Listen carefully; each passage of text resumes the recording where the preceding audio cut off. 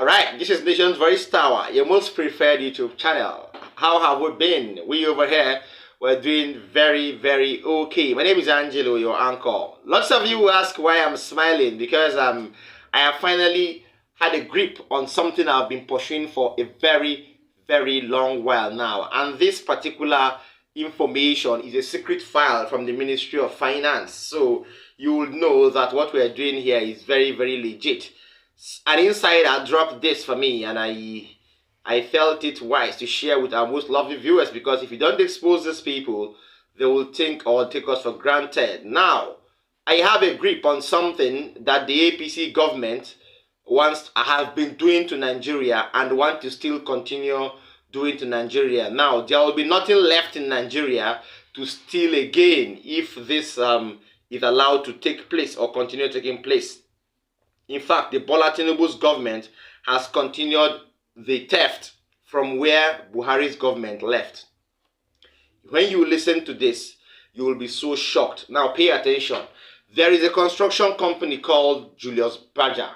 Now, this expose is so legit because I have lots of billions of naira involved here. Like, I have seen lots of billions of naira involved. So, I don't have an option but to break it down.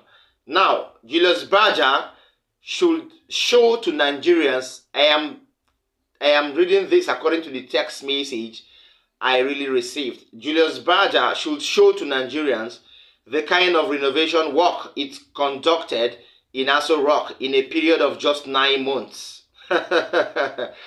Alright, from September 2022 to June 2023, that Nigerian taxpayers should pay them 13,969,262,220 naira. 74 kobo. Yes, to the last kobo. I am giving you the details to the last kobo so you will know how legit this is. They didn't build any new structure inside the villa. They didn't build villa extensions.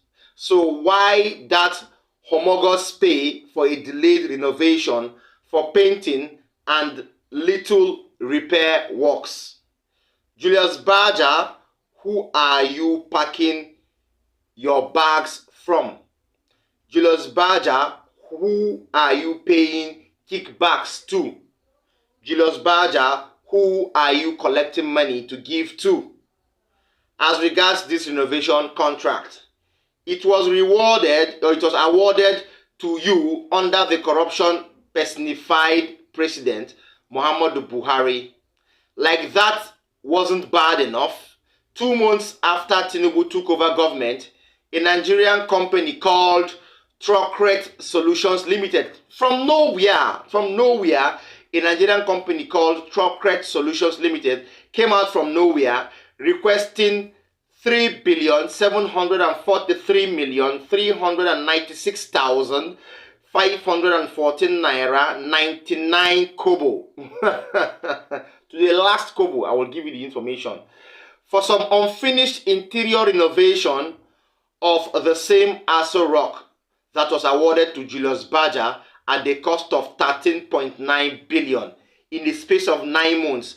2 construction companies, one foreign, one indigenous, have come out to claim whooping billions of naira because of little work that will have been done by few politicians by the roadside, or even painting companies, or even interior companies for way cheaper prices.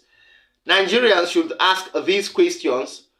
Number 1, who owns Truckret Solutions Limited? I am more interested in Truckret because Julius Berger can be used as a go-between by a Nigerian politician to take funds. Now, Truckret is an indigenous construction company. So we want to probe who owns Truckret. Nigerians should ask, who owns Truckret Solutions Limited? Who awarded the additional 13.7 billion renovation contract to them? 3.7 billion, I beg your pardon.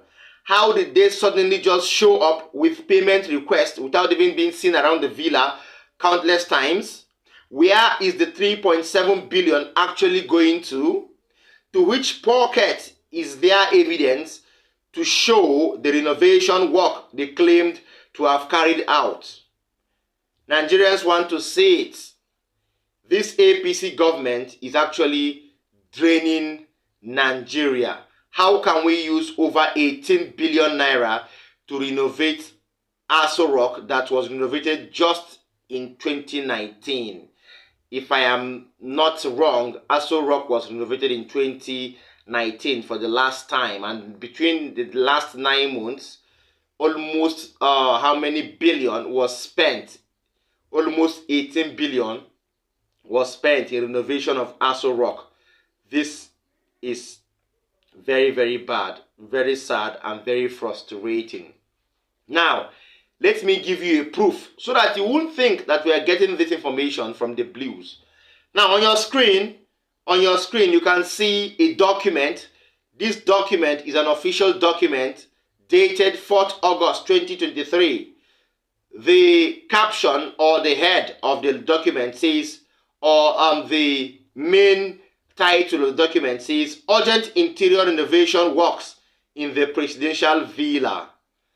And after all being said and done, the particular company in charge specified that it spent grossly 3.9 million to do that interior renovation. You can see on the second document, you can see it. They said Mr. President's residence, Glass House, House 7, House 8, First Lady's office, Defense House, Agoda House, that's Vice President's residence, work in progress by another indigenous company. These are documents, verified original documents that show that these people requested for money. And to shock you the more, these documents were signed and stamped. You can see from this second one, this one is an official application, a sort of reply. It says from the title, Urgent Interior Renovation Works in the Presidential Villa. The memo was, the number of the memo or the code of the memo is said to be SH/MTCE/151, dated 4th August 2023. These two companies came out on 2 different days respectively to claim payments. The other one came on 3rd August and the other one came on 4th, or both of them came on 4th August, let me say. And this particular one, I beg your pardon, is dated 7th August, but the memo is dated 4th August. That means 2 of them were tabled at the same time, but they were addressed at different times. So you can see these documents and you can confirm for yourselves that these are original certified documents of these companies that have written to the Nigerian federal government to request for funds where we saw nothing really happening. Nigeria is going down gradually. Lots of funds are being spent on governance alone. As if that wasn't enough, we are trying to bridge that gap, and then we are hearing things from people that there are lots of things going wrong in the Aso-Rock as regards the massive inflow of cash. No wonder they imprisoned the erstwhile CBN governor, Godwin Emefiele. He is wrong. We know he has committed offenses. Yes, but removing him quickly and putting another ally there is showing us that they need a rubber stamp CBN office, or they need a rubber stamp central bank.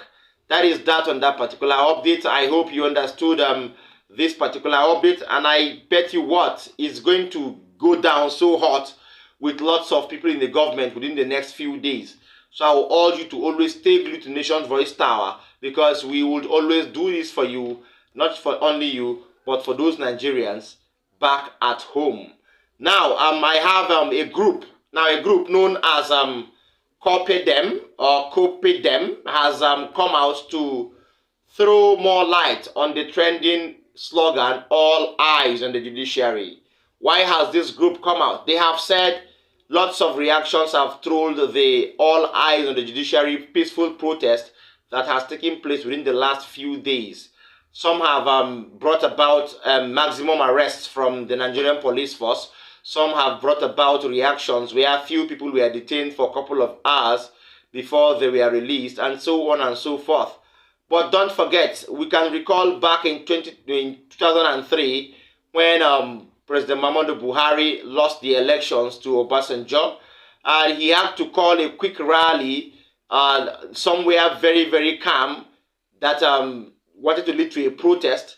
During this rally, everybody was present. Yes, that was the defunct ANPP, which was the party President Muhammadu Buhari ran under. I am bringing this history so that you will understand. Now, that day of the rally, which was allegedly against the constitution, if we are to go by what they are saying, because they all eyes on the judiciary, if not actually against the constitution. Everybody has the right to speak, especially when you are pushed to the wall. But unfortunately, the Nigerian police force destabilized that particular rally, which wanted to erupt to a violent one, which led to the death of Chuba Okadibo, the running mate of President Muhammadu Buhari, the next day. Well, so these things have happened over time, and nothing can be done about it. Just allow us protest in peace so that there will be peace and you will know peace. Watch this video so that you will listen to this group, call out all people that are involved, from the taking down of the billboards of the judiciary down to the suspension of all directors that approved all the billboards that said all eyes on the judiciary. Stay tuned. It is just like saying the judiciary is the last hope of common man. Anybody that does not have any skeleton in his cupboard, we have nothing to fear. We have nothing to show any apprehension. That particular position does not in any way, it is not saying, it is not mounting pressure, it is saying that all eyes should be on judiciary. Let us see what you people can do. And we hope that at the end of the day, that we will have the judgment that will make everybody to be happy. And I want to say that the only people who will be concerned negatively about a movement that says all eyes on the judiciary are people who have criminal intents, who have extrajudicial intents, who want to do something illegal. It is unfortunate that some members of COPDEM and ordinary Nigerians who feel that it is right to call the attention of the judiciary to the hopes. The All Eyes on the Judiciary movement is in line with the popular maxim that the judiciary is the last hope of the common man. If any system tries to stop the people from holding the judiciary to account, then that system is self-destructive. That system does not want to stand. Because if you do not believe in the judiciary, then you are calling for people to take to self-help measures. If the people cannot come out to say the only people or the only institution we rely on in this matter is the judiciary, then you are asking them to take up or to take actions that are illegal. And these actions that are illegal may be violent, it won't tell good on our society. So the All Eyes on the Judiciary movement is actually a pro-Nigerian movement, a pro-national movement. It is a movement championed by the best patriots, those who are most patriotic, and those who believe most in Nigeria's unity, those who believe most in Nigeria's democracy. We are saying that the Nigerian judiciary should not rely on technicalities to give its judgment, but they should rely on evidence, on law, on constitutionality. Anything outside that, we do not want a situation where someone who comes first on the basis of technicality. We do not want a situation where we are told that, well, what you argued is correct, but because you did not file on time, or because there is a misspelling on your summons or on your argument, we are going to strike it out. We want these matters in the judiciary or at different courts across the land, at the Presidential Election Petition Court, and at the National Assembly and State Assembly Petition Court, and Governorship Election Petition Court. We want these cases to be heard on their merit. We want these cases to be heard on the basis of the evidence presented. are those individuals who are currently occupying governorship, presidential, national assembly, state assembly positions qualified in the first place to contest that election. It is important that these things are ruled for posterity purposes. Because if we get to a situation where Nigerians do no longer have hope, do not have faith in the judiciary, we run a risk of destroying this nation. Okay, you've watched the video there, and I don't think I'm going to say much. I don't think I have to say much in this case, because that is how it should be. You should always take peaceful protests to their doorsteps if you feel something is or if you feel you are being marginalized, or you're being submerged, or you're being pressed down to the floor. So you have to speak out so that your voice will be heard. Of course, you have the freedom of speech as a Nigerian, and according to the Nigerian Constitution as amended. So that is that on that update. Finally, before I go further, I would love to urge our viewers, please do well to like our videos, share them, and don't forget to drop a comment for us in the comment section. Please, if you're watching me for the first time, tap the notification bell, and as well, tap the subscribe button too, so that we'll always link up anytime I'm on to give you an update. Finally, one Dr. Constance Ikoku, an Arise analyst, has really criticized the government of Bola Tinibu over its lack of good governance and unstable political system. She cited lots of issues that have come up or erupted during this new administration, which are supposed to be corrected. I think let's listen to her. She has lots of important things to say. I beg your pardon. Stay tuned. The thing is that our so-called leaders have decided to bury their heads in the sand, and so we're just going, like he said, every month to the federal to collect money, and that does nothing for us. There is no country that does well or can do well by expelling its best and promoting a system that the bottom of the class is running the institutions, and then you're trying to destroy the top brains, and they're nowhere to be found. They leave the country quickly because the space is so tight for them. They're not encouraged. And so you have people who have no business being in government, the bottom of the class. That's my theory, the bottom of the class and the top of the class. So the bottom are the ones that, you know, fight it out and they run you. So when you talk about the states, it's not an issue of, okay, we have to follow the money. Yes, you can follow the money. But if there is no incentive to work, if there is no incentive to be productive, you have a system that doesn't encourage productivity. And so the governors come there and, you know, they sit down and they do literally nothing, and the 4 years expires. Having said that, there are some states that you would see progress. You know, some state governors, you know, if you're lucky, you have a visionary state governor, and so you can glaringly see some sort of movement. I give an instance. When I was doing my youth service in Oran, Akwa Ibom State, Oran is a coastal city. It plays host to the Maritime Academy of Nigeria. A lot of the states, many parts were very rural and was a backwater. Compare it to today, fast forward, in the last couple of years, I think a few years now, you can see that Akwa Ibom has consistently continued to implement a development plan, especially a solid infrastructure roadmap, where you see them opening up villages, opening up towns, and building solid roads.